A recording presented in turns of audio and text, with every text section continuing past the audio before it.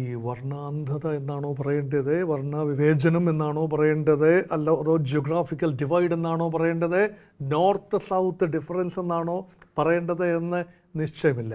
പക്ഷേ there is certainly A cultural divide. The white men's world is A democratic world, America. European world is a white man's world, which is a democratic world. India is a brown man's world, which also is democratic.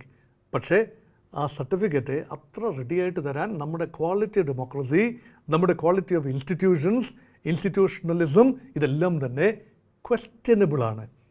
അപ്പോൾ ഇവിടെയാണ് Eurocentric and transatlantic mindset. ഇതാരും മനഃപൂർവ്വമായി ചെയ്യുന്നൊരു കാര്യമല്ല, സംഭവിക്കുന്നതാണ്. ആ mind സെറ്റാണ് മാറേണ്ടത്. മാറേണ്ട ഒറ്റ വഴിയേ ഉള്ളൂ. India has to come to the top league the world. ഇതാണ് സാമ്പത്തിക സ്ഥിതി മെച്ചമാകണം, GDP മെച്ചമാകണം, പവർ പൊട്ടൻഷ്യൽ ഉണ്ടാകണം.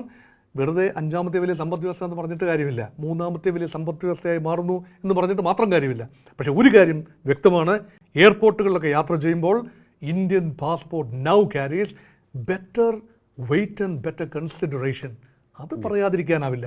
അതുകൊണ്ട് ഉടനടി വലിയൊരു മാറ്റം അന്താരാഷ്ട്ര സമൂഹത്തിൻ്റെ മനോഭാവത്തിലും മാധ്യമ മനോഭാവത്തിലും പ്രതീക്ഷിക്കാനുമാവില്ല.